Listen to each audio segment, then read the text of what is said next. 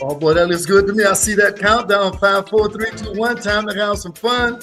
Oh yeah, Zanetta's in the house tonight. My sister, how you doing? I'm doing wonderful. It's a blessing to be here, Greg. But let me tell you something. If you're doing about as good as you look, then I know you're doing marvelous. I'll take it. I feel you like that, man. What a pleasure to have you on the show tonight. I'm so honored to have this young lady, the ambassador for parenting. She's mainstreaming on early childhood education. I mean, she's an incredible mom. She's an incredible wife. She's really in her community. This young lady is doing it all, and she's doing what we should do, because if we follow your protocol, my sister Zanetta, I think humanity is going to take all the way up kind of mindset, you know. So tonight, I know it's by God's will that you and I would have this time together, and I'm excited about it because I know it's not a coincidence. You know what I call it, Zanetta? It's a God incidence tonight. All right. You make sure you bring me my hat back over and send it so I'll have it later, because I want you to know this, man, that when you walked up to me, and I'm going to say this right now, everybody knows this. We met a few weeks ago just by God chance, a God incidence, and you could have kept walking out of that National Head Start Association, but you didn't. So tonight, I want everybody to know that somebody's supposed to hear this story tonight, because I know the way it happened. You and I both know that.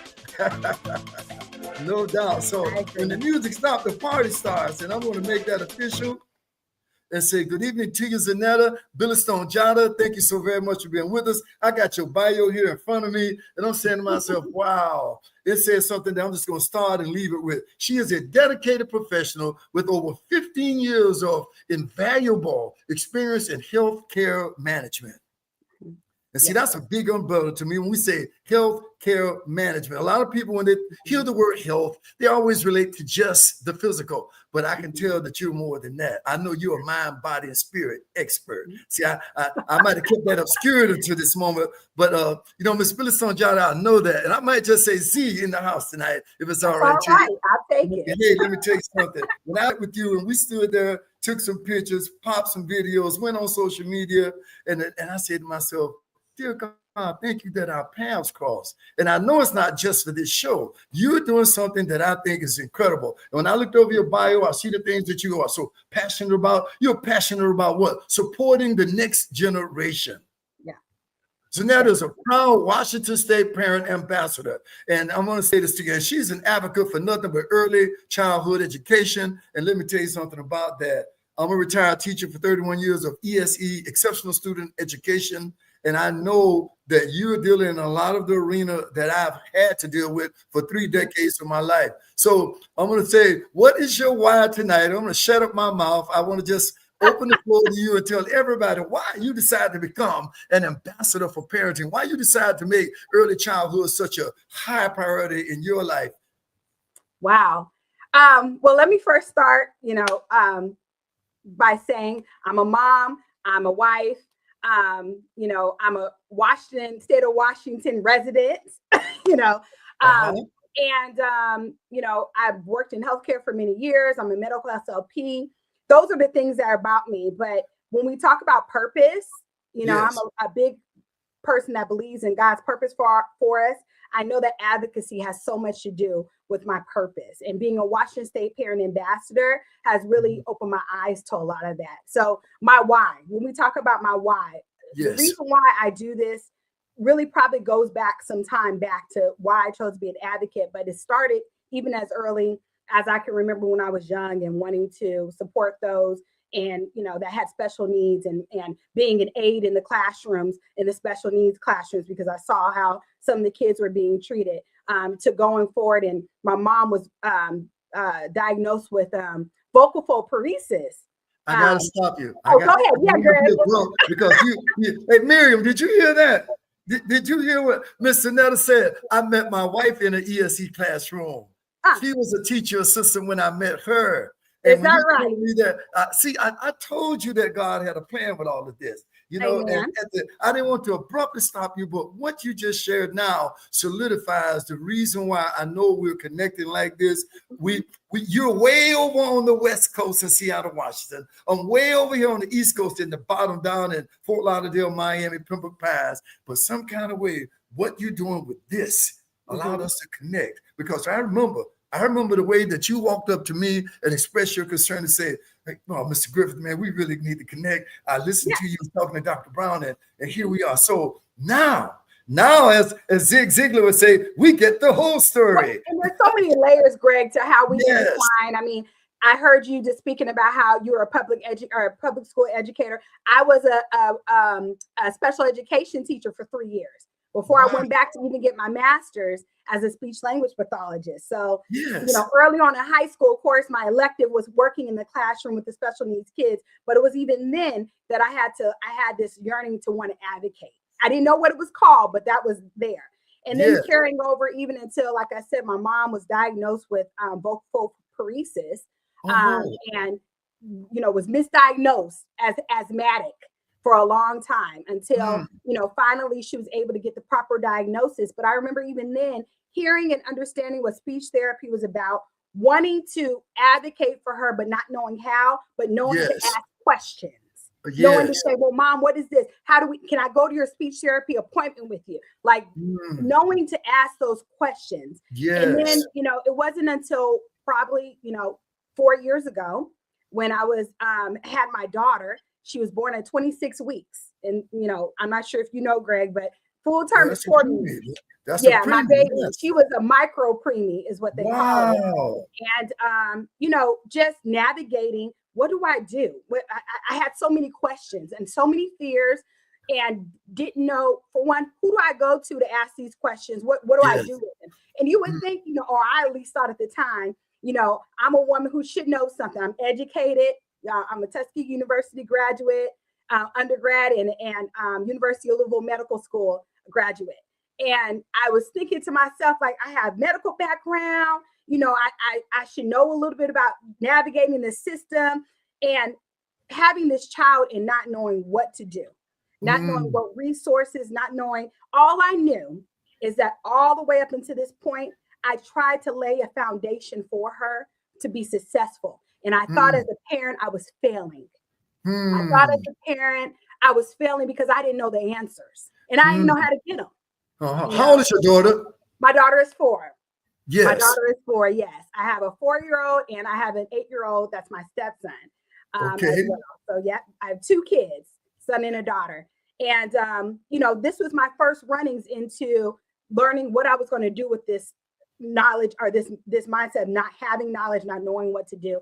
And that's when I really got to the point where I started advocating, not just for Zakiah, not just for myself, but for my family. And like figuring out, like I had done this foundation, I had laid this groundwork to be able to get to a point where I should know what to do, but really I didn't. And that's okay. It was okay not to know, But that's what God is. When you step into the uncertain, when you step into the valley, when you step into something that we perceive as an obstacle, but they're truly only moments ago, you've already shared with me, first off, from a family perspective, with your daughter being a preemie, all the things you need to do. And I love that about you.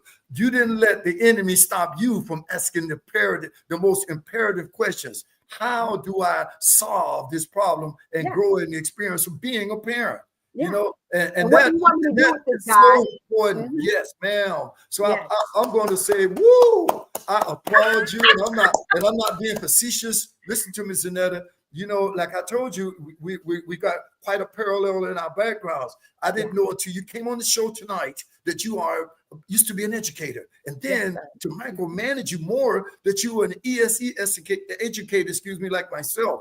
That's a game changer. That tells me that we're speaking the same language, because when you have to micromanage kids in that environment, what it really takes. And let me tell you something. It's not one thing that was green light for you and me when you said this: I'm an ambassador for parents. Yes. Say no more. Say no more. I don't care whatever else we had to talk about, what I needed to do. I knew that it was just a no-brainer that you were put here for this reason tonight, because not only am I now, this episode will educate forever. And I promise you that I know somebody listening tonight needs this. Yes, sir. I needed it. I needed someone to speak into me and let me know, get up. It's okay, Zanetta. I would like to say I am a woman of faith, and I would like to believe I just had it instilled in me. God just let me know what to do, how to do it. But the reality is he sent those to me to say, Zanetta, it's okay to not know the answers. Get up and start asking the questions. You know, there was someone that was in the NICU, a woman named Maria, that came to me and said, I know it seems like your baby is, you know, you're sad, you're crying, and there's no hope, but there's hope. To this day, her daughter was in the NICU the same time as mine. And to this day, you know, I adore her and her family. But she's one of the first people that told me to get up, have faith, and advocate. Ask the questions. Ask the questions. So I can't help but to pay that forward. Now in a different way, of course. Now, when I talk about advocating and being a parent ambassador, it's, of course, layers to it, right? Exactly. You know, it's layers to it. But you know something? I'm going to intervene and say this. You are empowered now. You didn't let the inability of something that you didn't know. Remember Hebrews 11:1. Faith is the belief, the substance is something you don't see, but the belief that it exists anyway. You stepped out in faith. And for whatever reasons, you're telling me right now, it's no coincidence that you had to be this trajectory that God has put you on, this path that you're on right now. And I'm hearing this and I'm saying to myself, wow, when you said that you're an ambassador, that you're an advocate for those who have the need and need a voice, you are empowered now. You have this education. Once you are empowered, my show says to inspire you and empower you. That's clearly what we're here for tonight. You are clearly exhibiting that you have been empowered. And I say to you this, it's by no coincidence. You're the chosen one. And it's key. And I think that advocacy teaches parents and people that they have power. That's the whole point, is to know. And how do you choose to utilize that power is up to you, whether it's in written or you want to go and, you know, speak on verbally on your behalf, whatever way. But it's to know and realize the power that you have. That's what advocacy is all about. Are you an author? Do you have any books in the public place, ma'am? Not yet. Not yet. No. That's why you and I are going to work together. And that is one of the first things I'm going to tell you. If you notice in my last communications via email, what did I say to you in bold, large letters? Your story matters. You did. Didn't I say that? Yes, without me knowing even the micromanagement tidbits of everything we're sharing tonight, I can clearly feel this in you. I felt that. Matter of fact, today makes about a month ago that we connected in Orlando. You know, and for our viewers out there, I may as well make it very clear here. I was a presenter for the National Head Start Association. The presentation went great. We had an excellent time. I'm finished with everything. I'm about to get in my vehicle and pull off, and Miss Philistine Jada just walks up to me. We strike a conversation. And as a result of that, here we are right now. And let me tell you something. I'll continue to say it, that when it's a God incident, you can't stop it. Yeah. I was going to keep walking, Mr. Greg. And I said, no. You know what? God gives you what you need when you need it too. He will embolden you when you need to be emboldened, right? And I said, you know, he looked like he busy, but nope. Turn around, Zanetta, you go and speak. Just speak. Speak. That's all you got to do is speak. Start the car, whatever it goes, come what may. I had no expectations, but I just wanted to speak to you.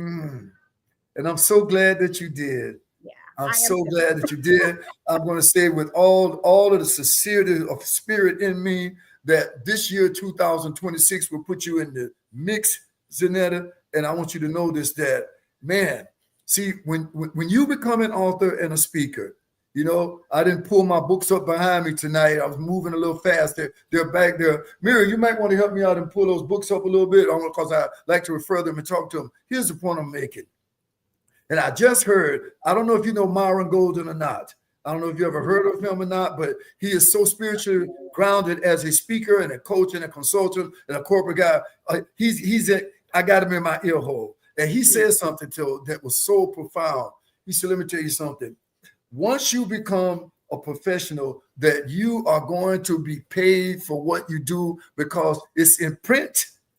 He wrote a book in 2006. Listen to me. It's so relevant to this conversation. I wrote this book behind me, the one that is 30 Days to a New You, 2006. Wow. This man just made, I was earlier today listening to him say that over $250,000 a year right now. The book is still generating revenue. And you know why? Because the information is needed, it's relevant, it's pertinent. You becoming an author is a non-negotiable as you move forward, ma'am. I'm just saying this to you with every bit of me. Whether we work together, not in that capacity, I don't care. But from what you share, what you're doing, what your experience is like, thank you very much. What your experience is like is very simple. Accept this to be true. Your story matters, and it has to have tentacles. So you start compiling what you need to. And right now, in the day of AI, and the way you can compile information and get assistance with it, you can compile information, jump on AI, and I promise you, I don't know, when is your next birthday? Oh, it's coming up, February 18th. February, real close. So what? That's about 5 weeks away. If you stop and put 30 minutes or an hour a day into that book and the compilation of it and working closely with AI to help you do what you need to do faster, you'll still be the author. People get confused about AI. I'm working on one of the books about my life right now. And I found that when I started to collaborate with that artificial intelligence, but see, then what you find is the other AI, the authentic identification. Right. Miss Zanetta finds out that, and that's what happens when you start to write about your life story. So I wanted to share that with you, that when you decide, like, I will be honest with you, the day that I started to get paid checks for these books behind me reminded me that my story mattered. And one thing that Mr. Golden said was, it wasn't until I finally decided, and it may take you 6 months, it may take you 5 months, but you know what? The investment in yourself is priceless. That's why I want to share that with you. One of my next questions that you already addressed about the role you play as, say, an ambassador. And you said specific to the Washington State. And now that I know you're an advocate, you're out there speaking, you're asking the questions to get the answers. What is your specific role from that title that you carry? Right. And I want to go back, Ms. Greg, and first of all, tell you that I received that yes. I'm going to be an author, that I'm going to move forward in that. I received that. And thank you for speaking that over my life. I truly, truly appreciate that. Yes. And to answer your question, so as a Washington State parent ambassador, my largest task is to, one, be an advocate, and to also educate others on how to advocate for themselves. We all know that everyone's not ready to advocate for themselves. They need others to do it for them, and that's okay. Hello. We're all at different states in our lives where we need help from someone to help us, right? To be able to pursue, speak on our behalf. But my biggest focus is, maybe it's that educator in me, that background. Yes. I know once you got the knowledge, you're good to go. I want to be able to empower folks to be able to advocate for themselves. And if you need it, if you need that additional assistance, to be there to help support you with it. So, looking forward to this next year coming up. We have legislative session coming up here in the state of Washington that started this month. I'll be doing a lot of advocacy with my legislators, my representative, my senator, to talk about the things that matter most to me and my community. And also, this is a time, I'm a member of Jack and Jill Incorporated. I'm not sure if you're knowledgeable about that organization, wonderful organization. I'm hoping that that I'm able to put together a class to educate our mothers and fathers of how to advocate, as well as our kids. This is a huge thing. I start very early. My daughter already knows how to start advocating for herself. She's 4. My son as well. Because we can start as early as possible and just educating them on the simple things of advocacy, right? That's in itself is so empowering, right? As they matriculate through their school years, them being able to do that for themselves, not necessarily need a mama or daddy to necessarily start that conversation.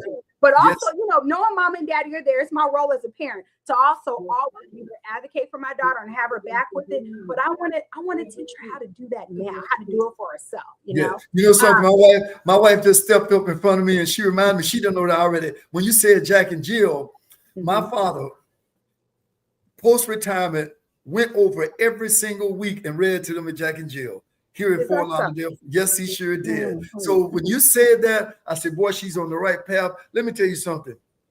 It's kind of funny because you're bringing up the right things. And I'm looking at this question and saying, have you thought about becoming a representative for the state of Washington? Because it's in the grand scheme of things, listen, you're moving in that circle. You're moving in a direction where, you know something, that level of empowerment is going to create a different platform for you. Because I'm sure you've had a paradigm shift, right? I'm sure you have. But from being in that or anywhere you go where you've never been and you're getting information from people in the capacity that you're getting it, I'm sure it's been a game changer and an eye opener for you. So can you tell me, are you thinking about that or not, about jumping into that political arena?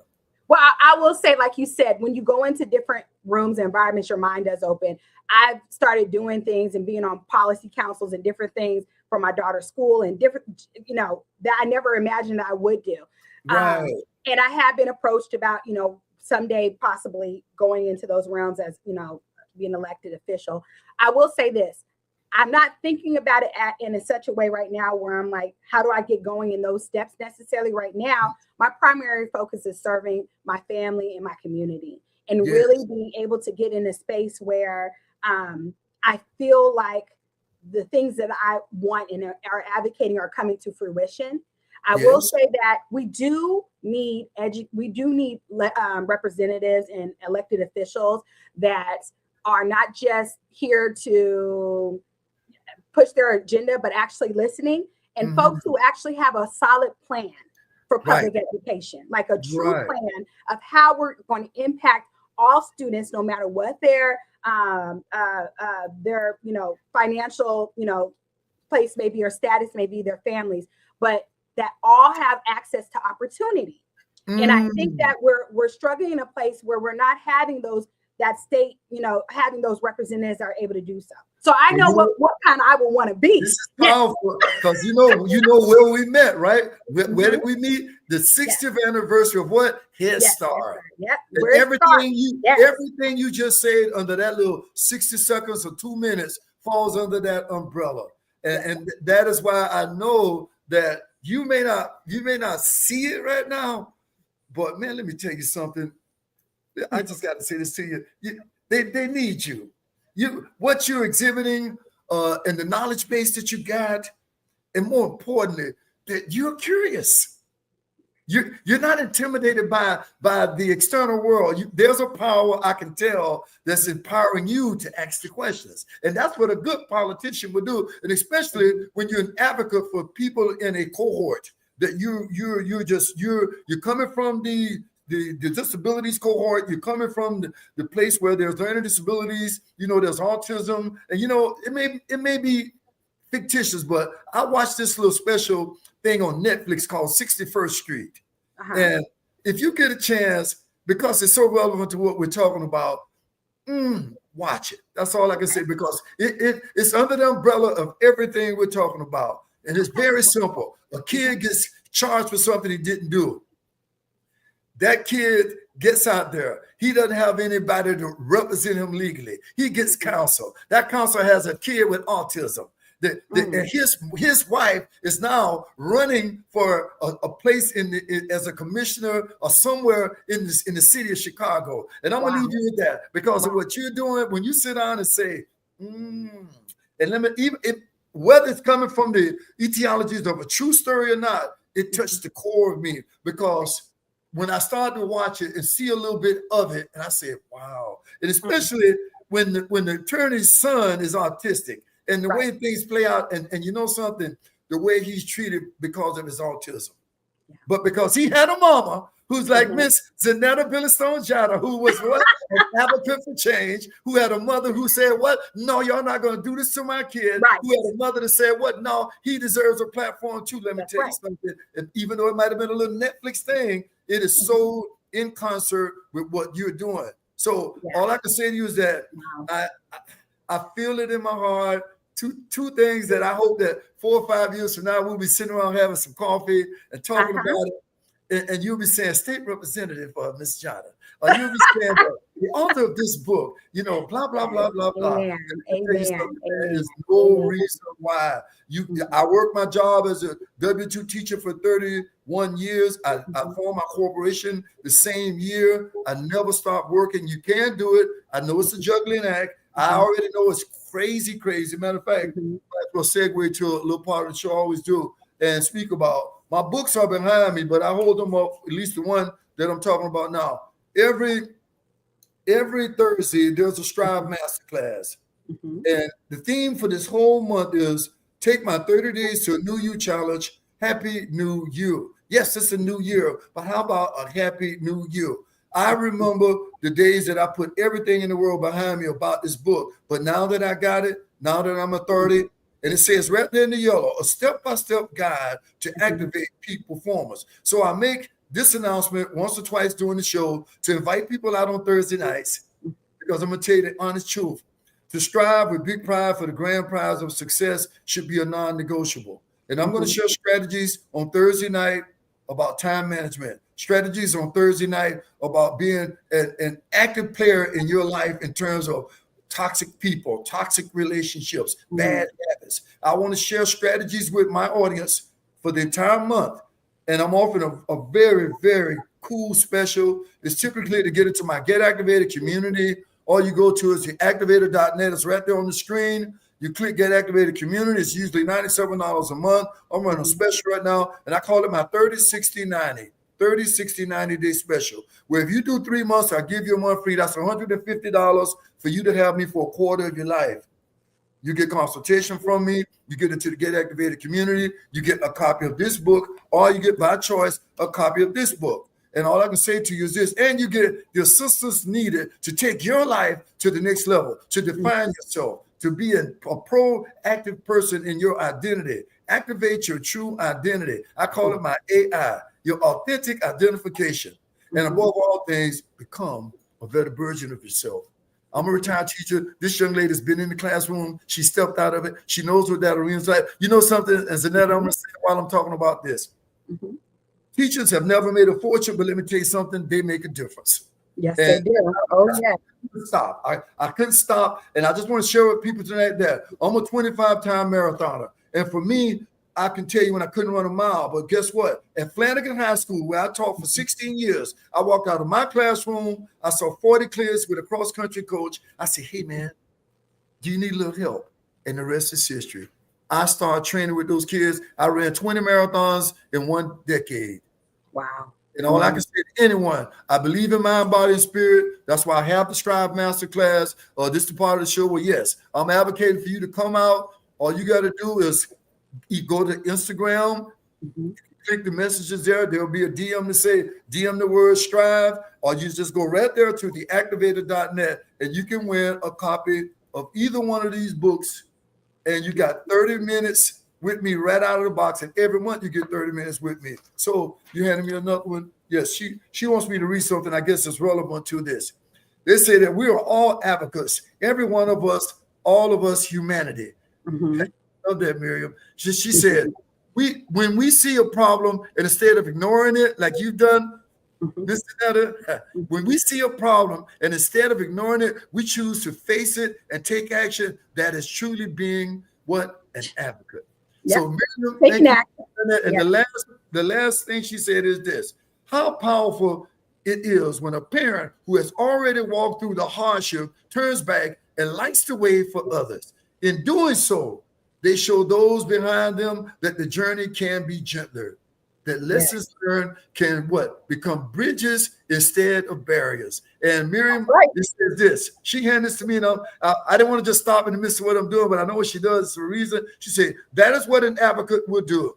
They open roads so those who follow do not have to walk alone. Right. So Miriam, thank you so much. Yes, ma'am. Thank you, Miss Miriam. And she's so right with that. And I think that's one of, even when we talked about, I don't know if we brought it up, but my work even in mental health advocacy, why I kind of decided to start even doing that work comes from a large part of there's an issue at hand right now, but what do I do so that others don't have to face the same issue going forward? And that's part of why the work that I do with mental health first aid instructing is to make sure that we're decreasing the stigma across the community so that the impacts are able to be felt for generations and for time to come. That's the whole purpose and the whole point of it. As an advocate for your children, things pop up all the time. You know what I mean? It's kind of, it's you can create indefinite change so that the barriers can fall and they won't consistently happen. But some things just keep on happening just because we're parents. But when it comes to things like specific, I feel like with mental health and when it comes to decreasing stigma, those are some of the things that we can really work on so that for generations to come, we don't have to feel the impacts of it. Absolutely, boy. You might have wished that, man. I ran into that Mr. Griffin. He won't let me go about becoming a state representative, man. He won't let me go about writing that book, man. He won't let me go about becoming my own coach for parents who need me, advocating to them.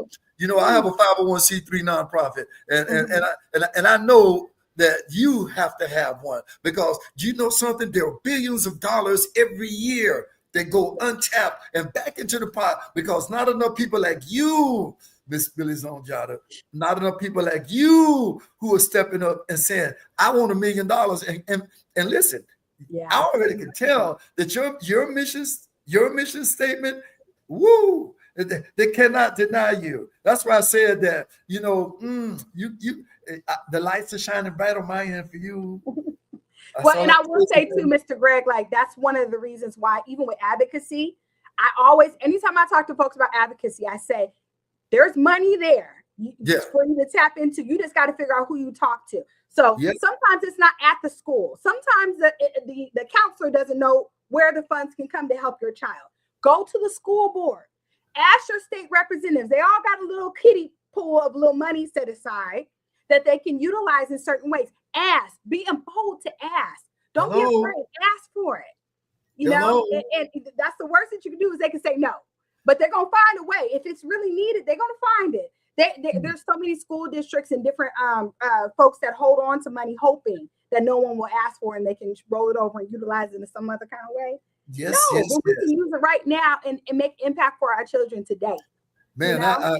I hear you. I feel you. I totally concur with you. You know, as a retired teacher, I work with special, should I say, speech language pathologists for quite a while. All of my 31 years, every year I met a new, unless she stayed there in the school, it was a revolving door, and we met them. I've also had some private, SOP things happen for myself, because I literally had throat nodules. You probably can tell when I lost my voice, but seriously speaking, all jokes aside, a full-time teacher performing 5 nights a week to 6 and coaching every day after school and on Saturdays. I don't know what kind of oral hygiene. But I went to a gig, I went to the job, and I went to go sing some like "Fly Me to the Moon," let me da. Nothing would come out. Nothing. I used to work with singers. I was like, Jesus, help me. And you know something? I realized all of this was shot out. I had to stop coaching. I had to shut up for about 3 weeks. And one day I just woke up and said, check baby 1, check 2. And my voice came back. But the point I'm making is this. I've had the experience in the classroom. I've had it from my own personal experiences.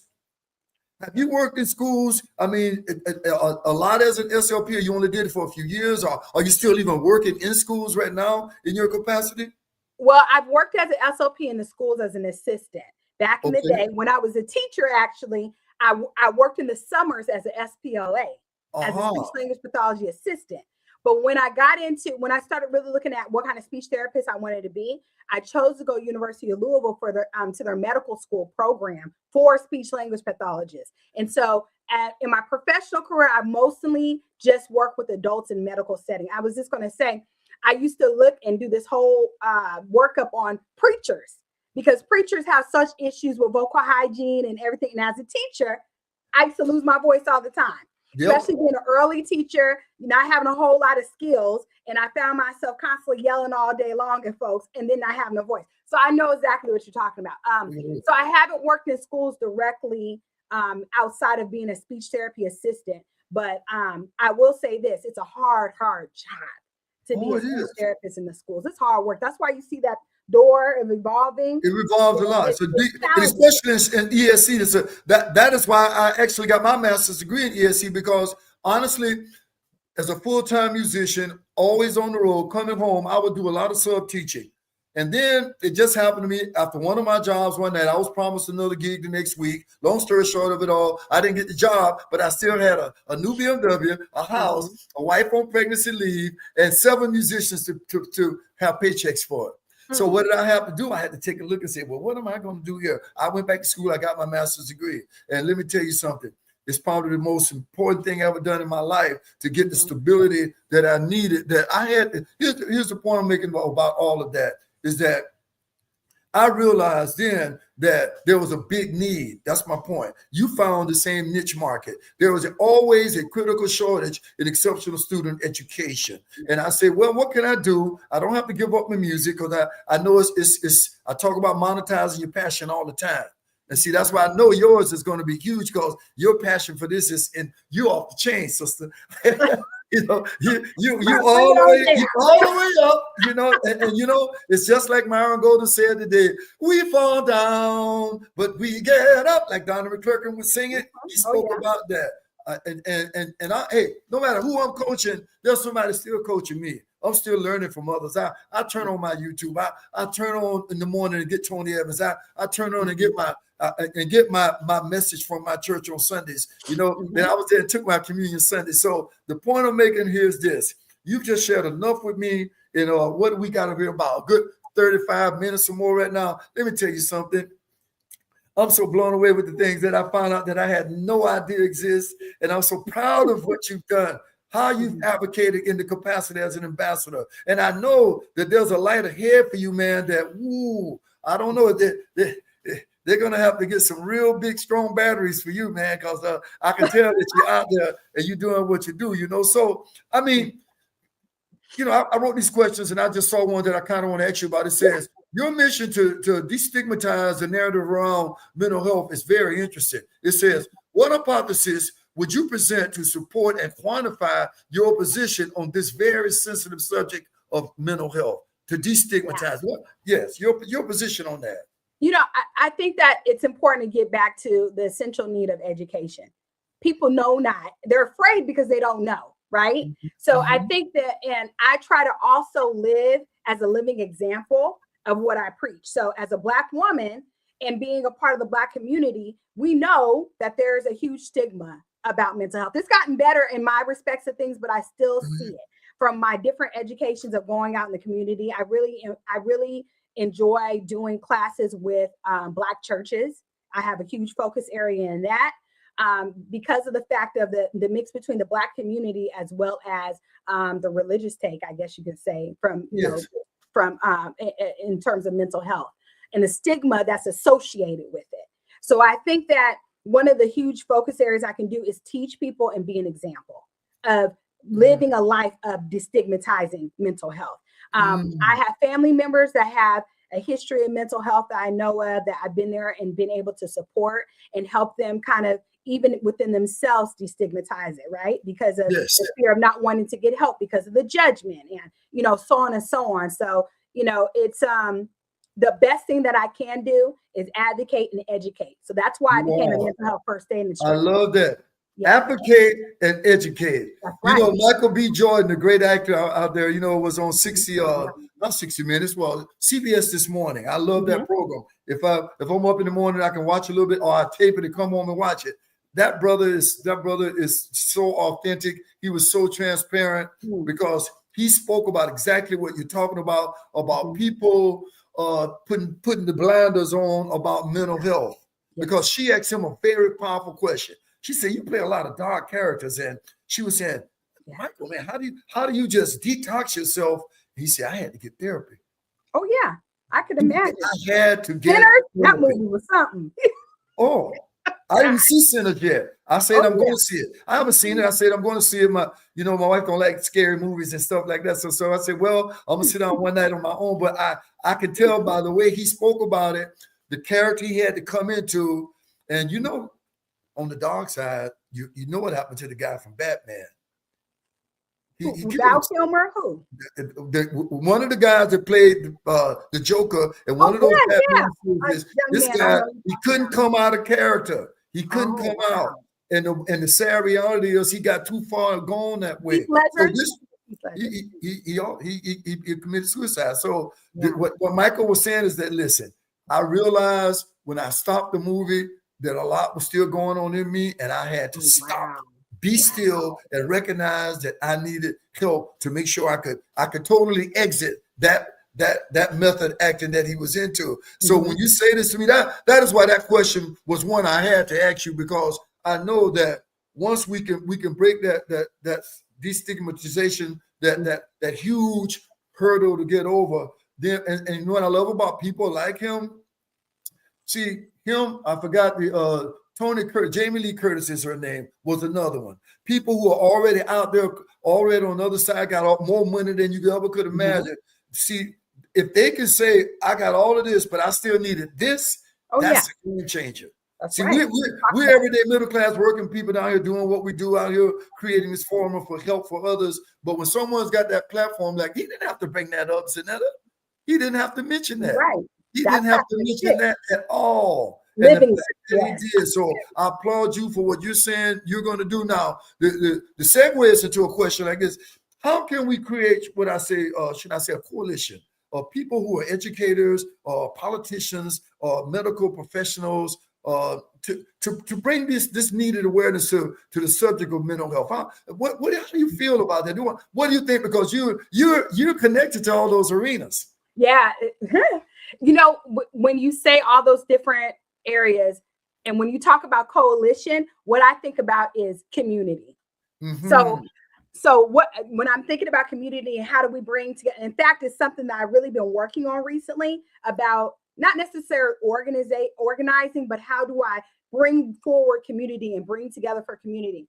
The first thing I would say is, in order to have community, you have to create a safe space. Number one. So we have to create and have. I think you need to say that again. I hate to stop you. Can you say that about the safe space? Can you repeat that? That's critically important. Yeah. In order to be able to create community and allow people to want to come into community, you have to be able to have created a safe space for all. Thank you. Not just particular niches of people, but just like you said, all those different people. That's all community. We're all a part of that community, right? You know why I actually say that? Let me say this to you. There's some people won't come up in the hood. Right. There's some people who will not come up in the hood. And if they do, they come up with everything in the world around them. Then they create intimidation because of where they're coming. Because this is making me think about that 61st Street thing on Netflix so much. I almost forgot I was just watching some fictitious because it's so relevant to what we're talking about. You are right. We need that safe place. And schools are the same way. Yes. They're especially those with disabilities. I asked you if you knew about Best Buddies or not. Are you familiar with Best Buddies? I'm familiar with Best Buddies, and I heard a little bit about it too at the you in that state of Washington where you are right now. I'm highly advising, find a chapter, get attached, because they're gonna love you. They're going to love you. They're going to love what you're about for parenting, for education, for mental health, for support systems. I mean, for advocacy, you are the bomb. You will be, I'm telling you, I'm not. This is a Zanetta session. Listen to me, because I've been where you've been, my sister. I've been in that arena. I know when kids are not being treated the way they should be. Right. I know when parents are not getting the support they should. It's giving me chills right now. That's what I miss about being in the classroom. And I can advocate for those kind of kids. I can advocate for those kind of parents. Yeah. And you can tell when you got an administrative ring that supports it, or you got somebody doing this, saying but then they turn the other cheek. And the reality that lies obscurely under this, you wonder, can you ever conquer that? And the only way we can, Zanetta, is people like you. Oh, thank you. Thank you, Greg. I'm trying it. I think that,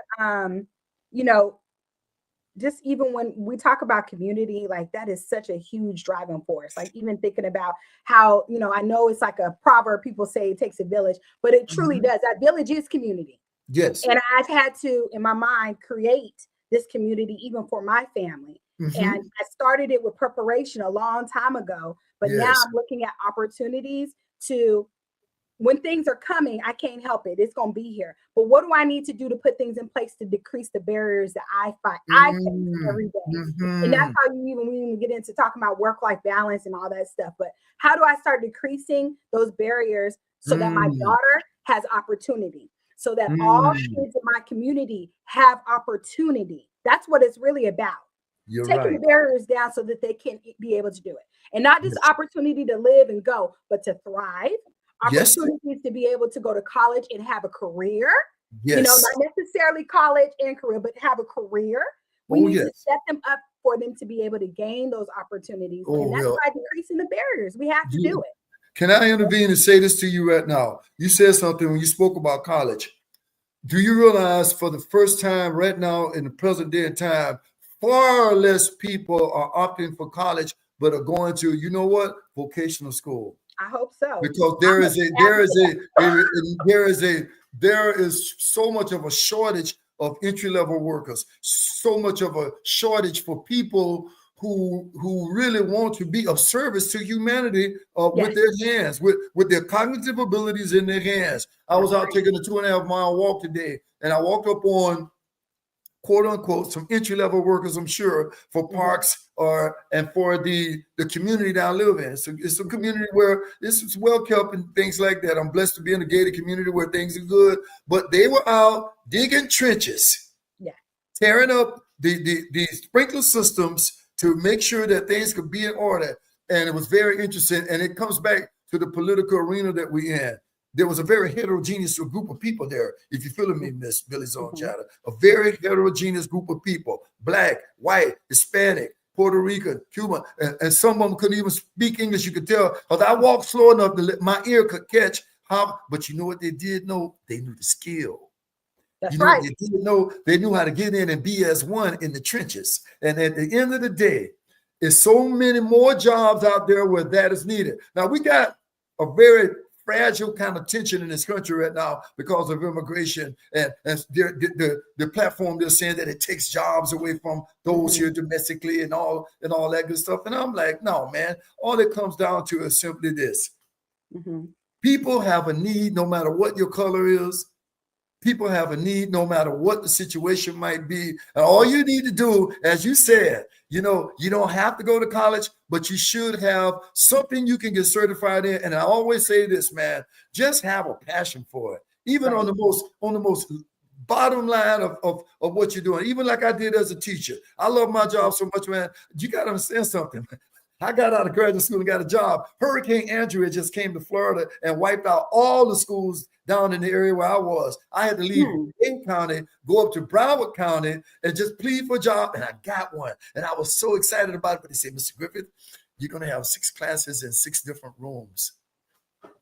Ooh, I know what that's like. I said, I'm like, you know it is. You already know what I had to deal with. But I was so passionate. I didn't care. I just love having a job, having an opportunity. It was finally working for me. I was commuting like almost an hour a day there and back to the job for 4 years. Then God blessed me and sent me to a job. I could walk to school for 16 years. I could literally walk to school. The last job I had was 10 minutes from my front door. So my point, put the work in. Be passionate about it. And just embrace wherever you are. And the people we're talking about, you and I both know this. We're in that arena. A lot of them are not college material. You know that. They're not. Right. And that's okay. Yep. Yep. Totally okay. So you share something that I got to say this. You know, now we're talking about teaching, we're talking about kids, but I want to micromanage this idea of when we start talking about parenting and lifestyle. Now you probably know exactly where I'm coming from. And he said, I mean, how would you approach that ongoing challenge that in most homes where there's a child with a disability, how do you approach parents who don't feel like they have hope? How do you approach parents who try everything they can in the world and they don't think that they have that chance, they have that opportunity? And I'm sure you see that. I'm sure you've been around it. You know, I don't know that's a pretty and that's a very subjective question because we can't quantify all the answers. But because of who you are, I can tell you an incredible mom, an incredible wife, a community advocate, a parenting advocate. What would you say to someone if someone comes and says to you, listen, you know something? I've done everything for Billy. I've done everything for Sally, Johnny, man, but things are just not right. And they may even be thinking about, you know, giving the kid up for adoption. They may be thinking about putting them in foster care because I've seen all of that. And I've seen the turnaround, but what's your take on that? What if you were faced with a situation like that, what would be the words out of your mouth to a parent facing that kind of circumstance? Yeah. Well, I'll say this to begin with. Being a Washington State Parent Ambassador, part of the program that's funded is to make sure to find a way to be able to have parents be able to learn to be advocates by decreasing some of the barriers that they have. So through this program, they identify what barriers some of the parents may have as Washington Parent Ambassadors, and they look to find means to eliminate those barriers. Number one, you got to try to start there. If an individual parent is feeling overwhelmed, you got to help them on the back end of it a little bit. You know what I mean? You got to see what else is going on in the big picture that may be causing them to not be able to move forward with what their child needs. Okay. So that's number one. I would have a conversation with them in this lesson and try to find out what those possibilities may be that are existing and figure out what resources we need to put in place to help support them. Because that's the reality, right? Yes. Most parents are not in a financial state like me, where they can just be able to take care of their daughter. They have a lot less barriers and challenges and X, Y, and Z, not necessarily because of finances, but because of a good family structure that's there to support, a community that's able to be there to support. A lot of parents do not have that. They do not. First of all, right, they don't. That's the reality. So we need to intervene first and foremost by helping them to be able to form that community and be able to help eliminate the barriers. That's number one, I think. That's where my take would be on it. And then the next step, I think, yes, I concur. You're absolutely right. And that's I think that's the barrier. Next step. That's a huge barrier. And that financial one, because let's face it, once again, I heard a guy say, well, money and everything, but it's very next to oxygen. Yeah. Very, very, very next to oxygen. You gotta have it, you gotta pay bills, and just think about the domino effect of what you're saying, because when a lot of times, and I saw this too as a teacher in the classroom, I've seen people literally kicking their kids out their car. They couldn't wait to get them out of the car. And that kid brings whatever that ride to school brought, whatever was pre-existing from the night before, or whatever that trauma that they experienced was there. And when it comes, see, that is why being a teacher all those years, one of the most important things I can say to anyone, I'm sure you believe this too, you got to be approachable. You got to be someone they feel they can embrace from a place that you're an educator, but you spend more of your time in that classroom with those kids than their parents do. True. And that is why I said to you that what from your perspective, I've already been an educator, jumping into the healthcare arena, now advocating for people with state legislation and things helping you. And now, are there social workers in the community? Do you feel there's enough of that going on to bring down the barrier? I feel like that's where some of the investment really should lie. And that's why I think that when we talk about community earlier and we talked about a coalition, the first foremost thing is to instill, once you educate, is to then instill in individuals that they're powerful. So you start educating them on what things need to transpire so that we can get more of those services, so we can get more of those supports. No doubt. I hope I didn't lose you totally. You blanked out on me there. I'm going to keep talking until hopefully you'll blank back in. But what you're speaking about is so powerful. Yeah, I lost you for a minute. I hope you're back. There you go. Gotcha. Yeah, so, but you said number one was the barrier. Is there a number two and a number three, or that's the main one you'd rather lean on? I think that when it comes to financial issues, I think is what the question was in relation to. I think that by eliminating barriers, that's the first one. And then also, tying in the fact that we need to find ways to be able to use the funding that we have from the government and the state in such a way that is able to support individuals so that those barriers aren't there. And exactly. I think, and that takes time, but that's okay. But if a parent comes to me straight away and is like, this is what's going on, I need help. First thing is to listen, hear them out, see what barriers may be there, not just for them, but also for their child, and then educate them on what they can do, what I can do to support them, and then go from there. You know what I mean? Kind of take it from there. And it takes, every situation is so different that it does take time and it does change itself. But once you teach a person how to advocate for themselves and really truly understand what it means to advocate for yourself, and they feel powerful enough to do it, it's going to be all right. Now, I don't know your school district. I don't know. You're in a pretty big urban area also. In Broward County, which is the 6th or even 7th largest school district in the country. They're right behind LA and Chicago and New York and Houston and Dallas. Comes Miami, comes Dade County. And then comes, Dade is like 3 up there with school districts. We're number 6 here. And here's the point I want to make. It just seems sometimes that people get lost in the shuffle. They don't get the attention that they need. And then above all of that, when when parents don't feel good about themselves, that same energy filters down into their family structure. If parenting is a tug of war, or even if the parent is a single parent and she's just trying to do it all, but then there's an outside source, not maybe a married, partner or someone in the household. There's so many, like you just said, hidden obscured obstacles that we have to have as hurdles to jump over. So I say to people, the more you make a kid feel good about themselves, and they can even bring that energy home to mom and dad, or to just mom, because a lot of the people in the arena of special needs is this the only one in the house? And let me be honest with you, this is what I experienced when I left a very, very urban area over at Flanagan High School, and I left and I went out to an upscale, a lot more money in the community, a lot more support from parents. Man, it was like taking almost a 360 about the support system, about what was going on in homes, that you could see the difference in it. And it concurs with what you're saying. When you meet these kids, when there's no financial support, there's no emotional support, there's no one telling you to do anything but get out of here and go to school, versus come over here to a different arena where, wow. And Best Buddies in my school, West Broward High, was the largest chapter in Broward County.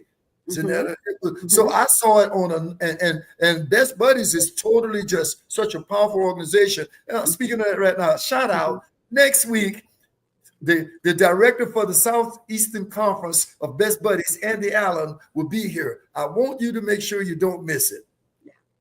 You don't want to miss her, because I just thought about that. She's coming next week on the 13th. And she is an incredible African-American woman who's advocating for everyone in any way that she can. Because let me tell you something, when I talk about Best Buddies like I do, it's in the arena of what we're talking about. Because what happens when they buddy up a general ed kid who has nearly the cognitive deficits of a kid who has significant ones, and buddy them, but that's why they call it Best Buddies. And the Kennedy family, PL 94142 or 42, you know what I'm talking about, the IDEA Act. It was initialized. It was activated because of the Kennedy family. And because of that, and what we're going through right now, man, it's amazing what an organization like Best Buddies has been to bring these kids together, to bring them together under the arena. And over there where I was, and both my high schools, man, all three of them were great high schools, but I saw the difference in every arena.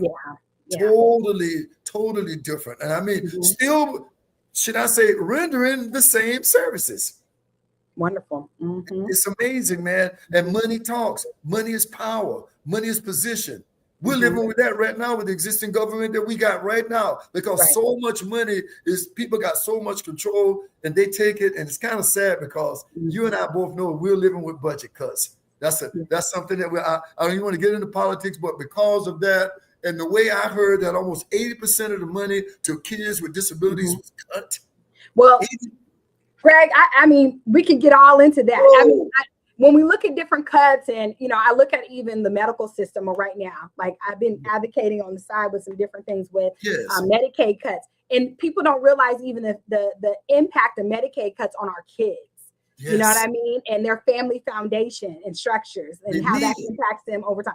So the cuts are tremendous. And even the fact that we don't have a good system in place or good plan in place for public education in the states, and they're trying to warn us to have that back into our control right now. We're not going to get political, but I totally agree with you. That's why it's important for us to advocate. That's why we have to advocate, though, Greg. We got to be out there. And it's not even necessarily a political thing when you go to your state representative and ask and expect that they need to make sure that all of our children are cared for, including those who are the youngest and most vulnerable, and that the fact that 0 to 5 population matters. It matters. We can't cut those children out just because they're not at kindergarten yet. Well, so they need to have a plan. Somebody got to have a plan in place. And that's what we're pushing. I pray to God that I hope I tapped into you tonight. I can't even realize, we've been talking almost an hour here, and I'm gonna say that, I can't even believe it. I'm not even looking at the clock, and I said that I was gonna cap you off. I know you got another obligation. Listen to me. I want you to know this. I'm so proud of you. Oh, thank you. I'm so proud of what you're doing with your life. I'm so proud of what you're doing from a humanitarian perspective, that because of people like you, opportunities that are obscure come to the surface. Things that you've been on the inside. A lot of people don't get on the inside in them schools. They drop their kids off. They don't know anything about SAC communities. They don't know anything about getting into those PTAs and that student advisory committee. And me being a teacher 31 years, and I was on that committee, or me being a department head as I was for year 2 in my profession, and then you get to go all the way in.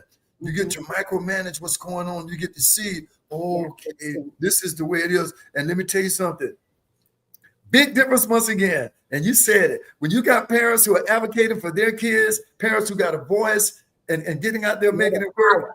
And that is why I love what you're doing. I applaud you. I just say, what's on your horizon for 2026? What's top up there for Zanetta? What are you saying? Okay, by the time we talk again this time next year, right before Martin Luther King Day, I want to say I've done bop. What's your top? Oh my gosh, it's so hard. That's a hard question, Greg. You gotta narrow it down.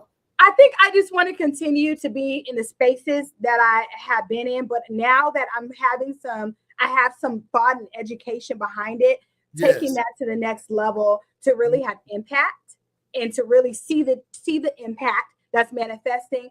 And I'll do that by seeing more parents learn how to advocate for themselves and doing it, and seeing more children be impacted by the advocating and by folks feeling like they got the power back to be able to do that. And I couldn't ask for more than that in 2026. And whatever God else has for me, I will take it and be thankful.